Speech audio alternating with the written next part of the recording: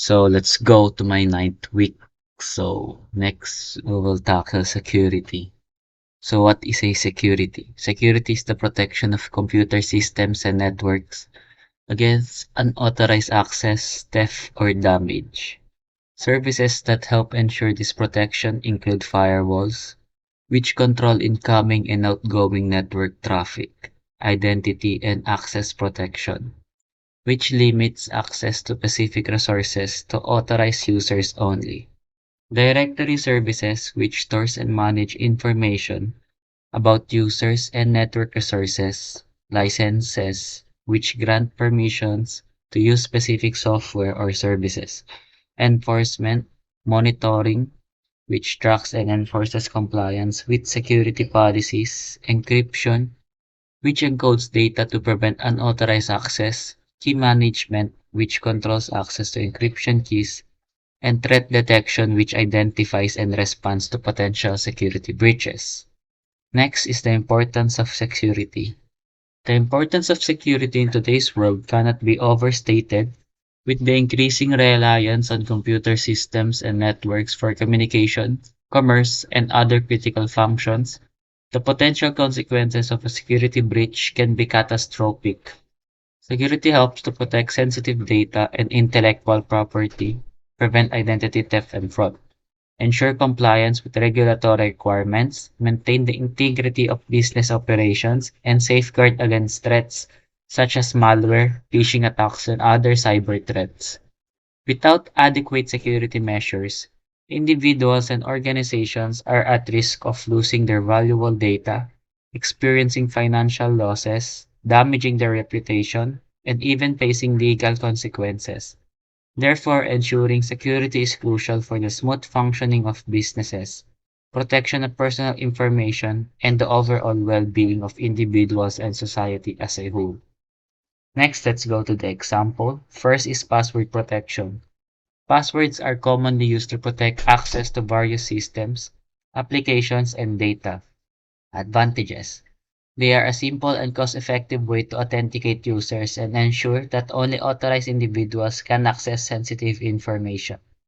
Limitations. However, passwords are vulnerable to theft, cracking, and social engineering attacks, and users often choose weak passwords or reuse them across multiple accounts. Encryption. Encryption is the process of encoding data to prevent unauthorized access. It is widely used to protect sensitive data during transmission or while at rest.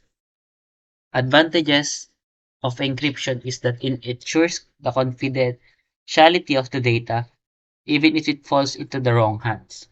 Limitations. However, encryption can be computationally expensive, and there is always a risk of the encryption key being compromised. Firewalls. Firewalls are security mechanisms that control incoming and outgoing network traffic. They can be hardware or software based and are designed to prevent unauthorized access and mitigate the risk of malware and other cyber attacks.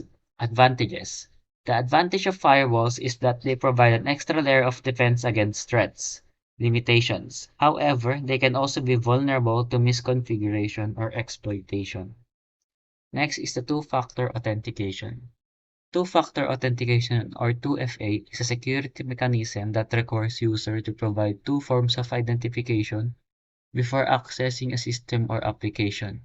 This can include something the user knows, such as a password, and something they have, such as a mobile device. Advantages. The advantage of 2FA is that it provides an additional layer of security, making it more difficult for attackers to gain unauthorized access. Limitations. However, 2FA can be inconvenient for users, and there is still risk of social engineering attacks. Intrusion Detection and Prevention System. Intrusion Detection and Prevention System, or IDPS, are designed to detect and prevent network-based attacks. They use a variety of techniques to identify and respond to potential threats, including signature-based detection and anomaly detection. Advantages. The advantage of IDPS is that they provide real-time monitoring and can quickly respond to threats. Limitations. However, IDPS can generate a high volume of false positives and they can be vulnerable to evasion techniques used by attackers. Last is physical security.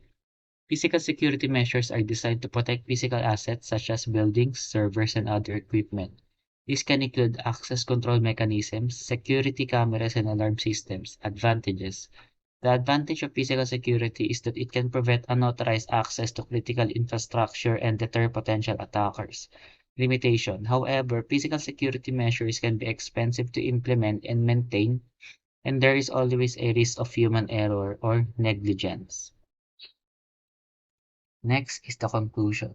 Security is important for various platform technologies, including operating systems, cloud, web, mobile, database, and network platforms. Each platform has its security measures such as encryption, access controls, and firewalls, among others to protect against various threats like malware, data theft, and unauthorized access.